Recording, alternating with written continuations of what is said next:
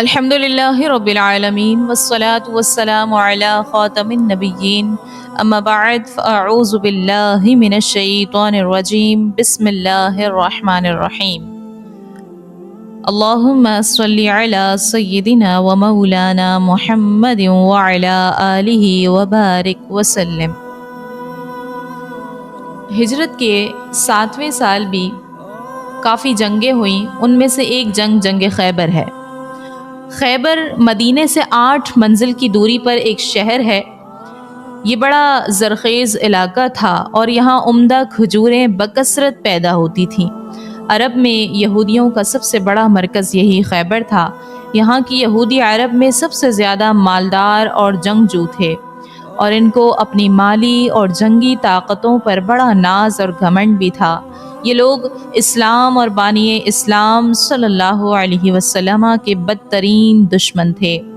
یہاں یہودیوں نے بہت سے مضبوط قلعے بنا رکھے تھے، جن میں سے بعض کے آثار اب تک موجود ہے۔ جس طرح سے ہم نے پچھلے سلسلے میں سماعت کیا تھا، جنگ خیبر میں جنگ خندق میں جن کفار عرب نے مدینے پر حملہ کیا تھا، ان میں خیبر کے یہودی بھی تھے، بلکہ در حقیقت وہی اس حملے کے بانی اور سب سے بڑے محرک تھے۔ بنو نذیر کے یہودی جب مدینے سے جلا وطن کیے گئے تو یہودیوں کے جو رؤسا خیبر چلے گئے تھے، ان میں سے حیی بن اخطب اور ابو رافع بن سلام بن ابو حقیق نے تو مکہ جا کر کفار قریش کو مدینے پر حملہ کرنے کے لیے ابھارا، اور تمام قبائل کا دورہ کر کے کفار عرب کو جوش دلا کر برانگیختہ کیا، اور حملہ آوروں کی مالی امداد کے لیے پانی کی طرح روپیہ بہایا، اور خیبر کے تمام یہودیوں کو ساتھ لے کر یہودیوں کے یہ دونوں سردار حملہ کرنے والوں میں شامل رہے۔ حیی بن اخطب تو جنگ قریظہ میں قتل ہو گیا، اور ابو رافع سلام بن ابو حقیق کو 6 ہجری میں حضرت عبداللہ بن عتیق انصاری رضی اللہ تعالی عنہ نے اس کے محل میں داخل ہو کر قتل کر دیا۔ لیکن ان سب واقعات کے بعد بھی خیبر کے یہودی بیٹھ نہیں رہے، بلکہ اور زیادہ انتقام کی آگ ان کے سینوں میں بھڑکنے لگی۔ یہ لوگ مدینے پر پھر ایک دوسرا حملہ کرنے کی تیاریاں کرنے لگے، اور اس مقصد کے لیے قبیلہ غطفان کو بھی انہوں نے آمادہ کر لیا۔ قبیلہ غطفان عرب کا ایک بہت ہی طاقتور اور جنگجو قبیلہ تھا، اور اس کی آبادی خیبر سے بالکل ہی متصل تھی، اور خیبر کے یہودی خود بھی عرب کے سب سے بڑے سرمایہ دار ہونے کے ساتھ بہت ہی جنگ بازو اور تلوار کے دھانی تھے، اور ان دونوں کے گٹھ جوڑ سے ایک بڑی طاقتور فوج تیار ہو گئی، اور ان لوگوں نے مدینے پر حملہ کر کے مسلمانوں کو تہس نہس کر دینے کا پلان بنا لیا۔ جب رسول اللہ صلی اللہ علیہ وسلم کو خبر ملی کہ خیبر کے یہودی قبیلہ غطفان کو ساتھ لے کر مدینے پر حملہ کرنے والے ہیں، تو ان کی اس چڑھائی کو روکنے کے لیے 1600 صحابہ کرام کا لشکر ساتھ لے کر آپ صلی اللہ علیہ وسلم خیبر روانہ ہوئے۔ مدینے پر حضرت سبع بن عرفتہ رضی اللہ تعالی عنہ کو افسر مقرر فرمایا، اور 3 جھنڈے آپ نے تیار کرائے۔ ایک جھنڈا حضرت حباب بن منذر کو دیا، اور ایک جھنڈا علمدار حضرت سعد بن عبادہ رضی اللہ تعالی عنہ کو دیا، اور خاص علم نبوی جو تھا وہ حضرت علی رضی اللہ تعالی عنہ کی دست مبارک میں عنایت فرمایا، اور ازواج مطہرات میں سے حضرت بی بی ام سلمہ کو آپ نے ساتھ لیا۔ نبی کریم صلی اللہ علیہ وسلم رات کے وقت حدود خیبر میں اپنی فوج ظفر موج کے ساتھ پہنچ گئے، اور نماز فجر کے بعد شہر میں آپ داخل ہوئے تو خیبر کے یہودی اپنے اپنے ہنسیہ اور ٹوکری لے کر کھیتوں اور باغوں میں کام کاج کے لیے قلعہ سے نکلے۔ جب انہوں نے حضور صلی اللہ علیہ وسلم کو دیکھا تو شور مچانے لگے، اور چلا چلا کر کہنے لگے کہ خدا کی قسم، لشکر کے ساتھ محمد صلی اللہ علیہ وسلم ہے۔ اس وقت حضور صلی اللہ علیہ وسلم نے فرمایا کہ خیبر برباد ہو گیا۔ بلا شبہ ہم جب کسی قوم کے میدان میں اتر پڑتے ہیں تو کفار کی صبح بری ہو جاتی ہے۔ یہودیوں نے اپنی عورتوں اور بچوں کو ایک محفوظ قلعے میں پہنچا دیا، اور راشن ذخیرہ قلعہ ناعم میں جمع کر دیا، اور فوجوں کو نطات اور قموس کے قلعوں میں اکٹھا کیا۔ ان میں سب سے زیادہ مضبوط اور محفوظ قلعہ قموز تھا، اور مرحب یہودی جو عرب کے پہلوانوں میں 1000 سوار کے برابر مانا جاتا تھا، اسی قلعے کا یہ رئیس تھا۔ سلام بن مشکم یہودی جو تھا وہ بیمار تھا، مگر وہ بھی قلعہ نطات میں فوجیں لے کر ڈٹا ہوا تھا۔ یہودیوں کے پاس تقریباً 20,000 فوج تھی جو مختلف قلعوں کی حفاظت کے لیے مورچہ بندی کیے ہوئے تھی۔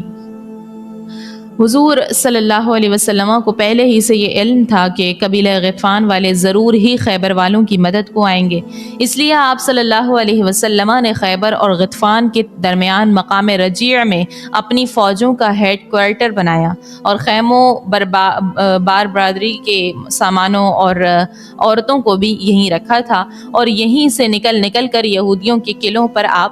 وہ لوگ جو ہے حملہ کرتے تھے۔ قلعہ نعیم کے بعد دوسرے قلعے بھی بآسانی اور بہت جلد فتح ہو گئے، لیکن قلعہ قموس چونکہ بہت ہی مضبوط اور محفوظ قلعہ تھا، اور یہاں یہودیوں کی فوجیں بھی بہت زیادہ تھیں، اور یہودیوں کا سب سے بڑا بہادر مرحب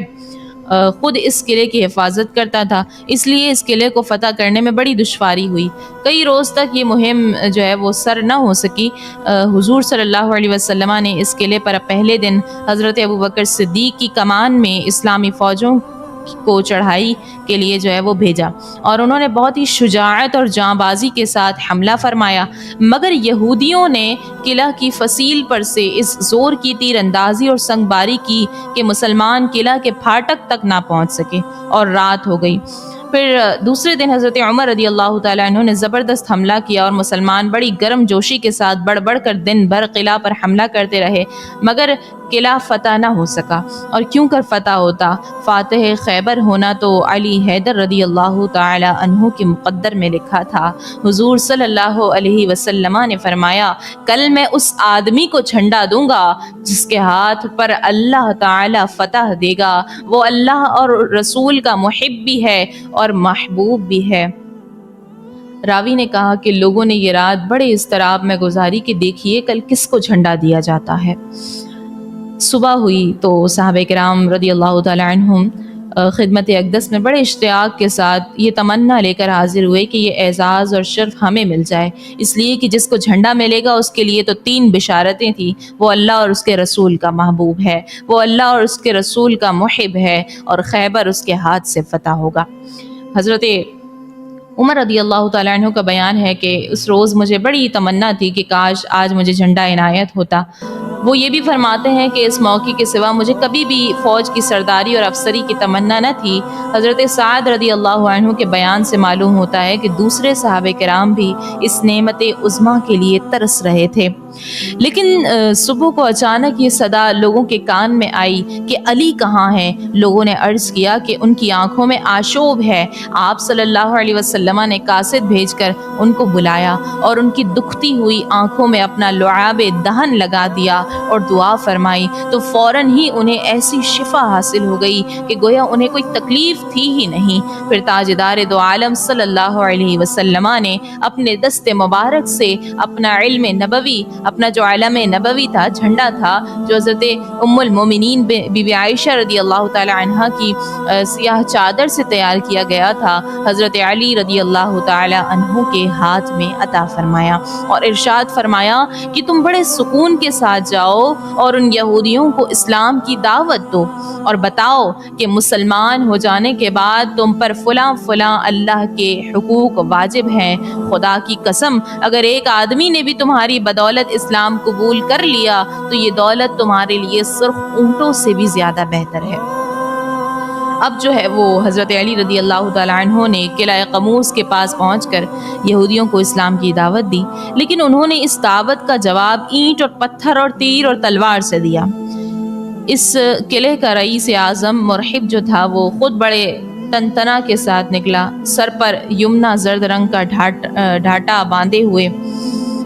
اور اس کے اوپر پتھر کا خود جو تھا وہ پہنے ہوئے، ایک شعر پڑھتے ہوئے حملے کے لیے وہ آگے بڑھا، اور وہ یہ شعر تھا: قد علمت خیبر انی مرحب شاک الصلاحی بطل مجرب، خیبر خوب جانتا ہے کہ میں مرحب ہوں، اسلحہ پوش ہوں، بہت ہی بہادر اور تجربہ کار ہوں۔ پھر حضرت علی رضی اللہ تعالی عنہ نے اس کے جواب میں یہ شعر پڑھا، انا الذی سمتنی امی حیدرہ کلیثی غابات کری ہل منظرہ،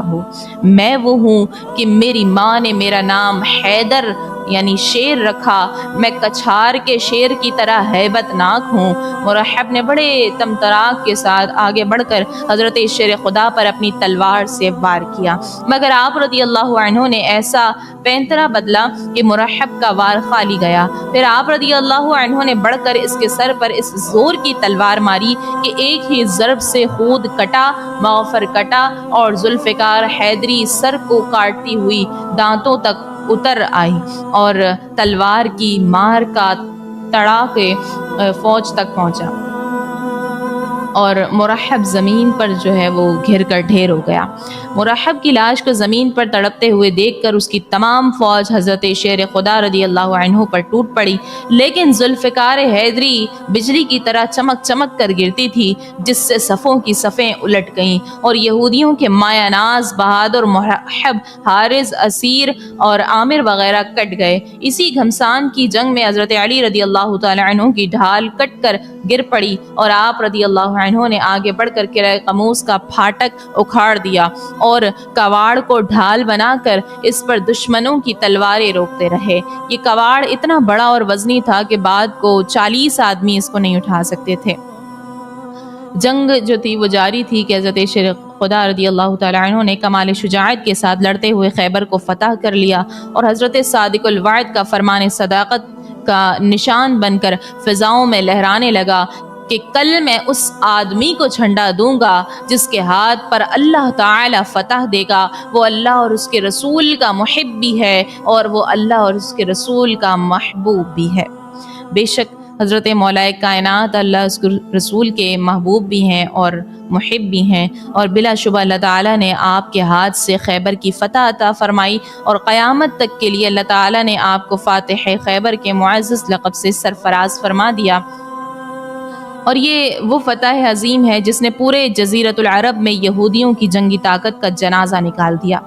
فتح خیبر سے قبل اسلام یہودیوں اور مشرکین کے گٹھ جوڑ سے نزع کی حالت میں تھا، لیکن خیبر فتح ہو جانے کے بعد اسلام اس خوفناک نزع سے نکل گیا اور آگے اسلامی فتوحات کے دروازے کھل گئے اور اس کے بعد ہی مکہ بھی فتح ہو گیا۔ اس لیے یہ ایک مسلمہ حقیقت ہے کہ فاتح خیبر کی ذات سے تمام اسلامی فتوحات کا سلسلہ وابستہ ہے۔ بہرحال خیبر کا قلعہ قموس 20 دن کے محاصرے اور زبردست معرکہ آرائی کے بعد فتح ہو گیا اور ان معرکوں میں 93 یہودی قتل ہوئے اور 15 مسلمان جو ہے وہ جام شہادت سے سرفراز ہوئے۔ فتح کے بعد خیبر کی زمین پر مسلمانوں کا قبضہ ہو گیا اور حضور صلی اللہ علیہ وسلم نے ارادہ فرمایا کہ بنو نذیر کی طرح اہل خیبر کو بھی جلا وطن کر دیں، لیکن یہودیوں نے یہ درخواست کی کہ ہم کو خیبر سے نہ نکالا جائے اور زمین ہمارے ہی قبضے میں رہنے دیں، ہم یہاں کی پیداوار کا آدھا حصہ آپ کو دے دیں گے۔ حضور صلی اللہ علیہ وسلم نے ان کی یہ درخواست منظور فرما لی۔ جب کھجوریں پک جاتی اور غلہ تیار ہو جاتا، حضور صلی اللہ علیہ وسلم حضرت عبداللہ بن رواحہ کو خیبر بھیج دیتے، وہ کھجوروں اور اناجوں کو 2 برابر حصوں میں تقسیم کر دیتے اور یہودیوں سے فرماتے کہ اس میں سے جو حصہ تم کو پسند ہو وہ لے لو۔ یہودی اس عدل پر حیران ہو کر کہتے کہ زمین اور آسمان ایسے ہی عدل سے قائم ہے۔